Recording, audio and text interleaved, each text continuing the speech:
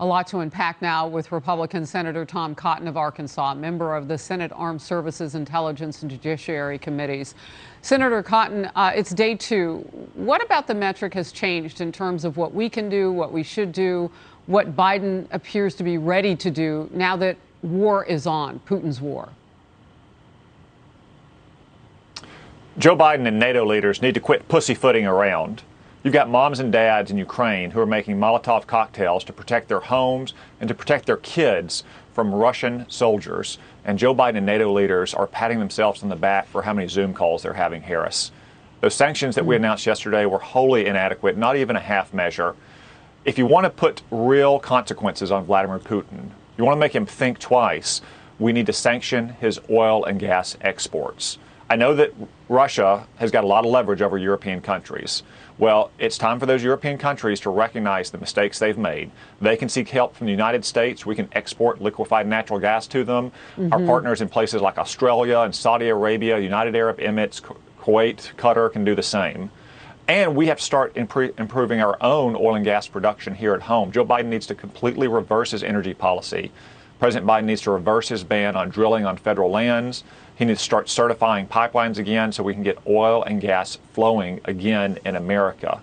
These are the kind of steps that we need to take that are full measures, that recognize the full gravity of this moment, as opposed to the half measures that we've heard this week from President Biden and NATO.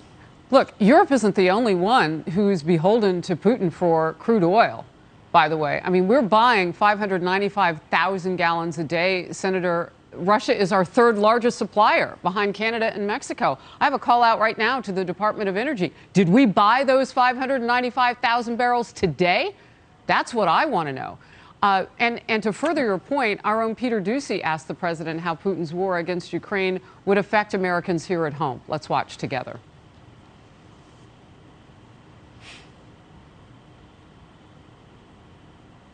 All right, we are waiting for them.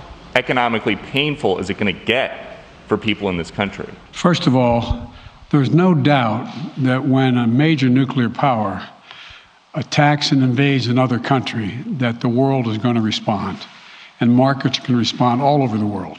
So there's no doubt about that, number one. Number two, the notion that this is going to last for a long time is highly unlikely as long as we continue to stay resolved in imposing the sanctions we're going to impose on Russia, period.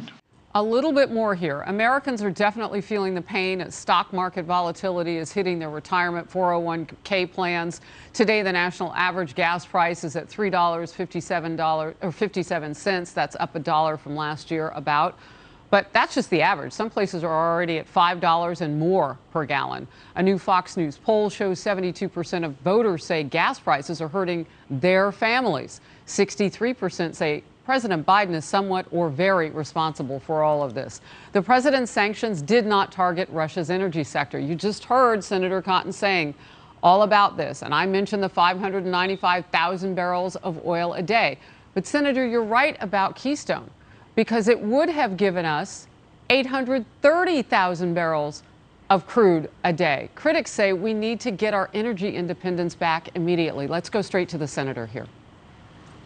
It is time to allow the good, strong American worker to go out there and start drilling for oil. Show America, show the world the strength of this nation. Put America back to work. Open up American energy. Joe Biden gave that away. It's time to take it back. And if you want to send a message to Vladimir Putin, here's a message to send him. We're going to be the ones who supply the oil and gas to the world. We're going to shut down your energy sector.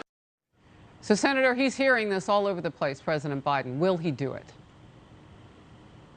Well, I hope so, Harris. You know, he reversed his waiver of sanctions on the Nord Stream 2 pipeline earlier this week, tacitly admitting that mistake. His reckless energy policy has been a grave mistake. We would have much freer hand to sanction Russia if gas was still at $2 a gallon, not $3.50 a gallon. We can still impose those sanctions if we will reverse his reckless energy policies, if we'll start drilling on federal lands again, start permitting and putting out new leases immediately, stop discouraging banks and other financial institutions to lend to oil and gas companies, as Joe Biden wants the Federal Reserve to do. These are completely reckless policies that don't just drive up the costs for American families, but they put us at grave risk around the world, as we are seeing in Europe today.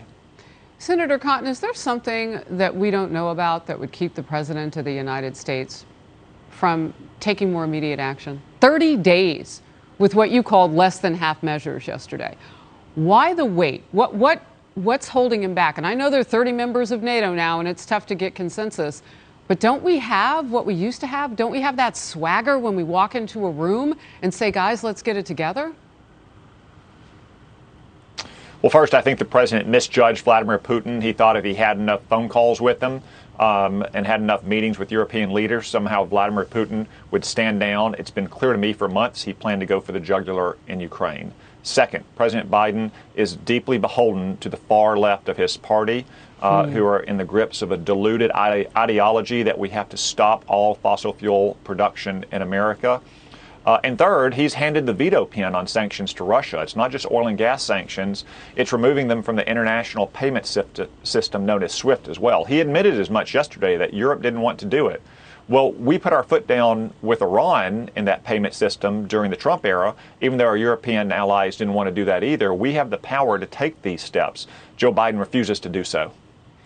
Real quickly, I want to lean on your experience as a leader in the military. And I made a comment moments ago, Senator Cotton, that I'm worried about the people, particularly not the bomb shelters so much, but particularly those in the subway system who are hiding out. There are grates above. There's a lot that you can drop into those subway systems. I'll be more specific now. I'm worried about what they're going to do with the people in the center of Kyiv now. You strategize militarily. What do they do? Well, sadly, Harris, that may be one of their best choices, even though there are those grates and other air vents, even though you could have a collapse of an entry or an exit if a missile is errant and hits those places. But it may be even more dangerous to stay in their homes or stay in their apartment buildings. This is the kind of choices that Ukrainians now face because we failed to deter Vladimir Putin. But I applaud all those Ukrainians who are answering the call to arms, who are getting firearms, who are making Molotov cocktails. They're responding in the spirit of Churchill, who said if Germany had invaded Great Britain, you can always take one with you. And I hope a lot of them take a lot more than just one with them. Yeah. Senator Cotton, thank you for getting us started this hour of the Faulkner Focus in Focus.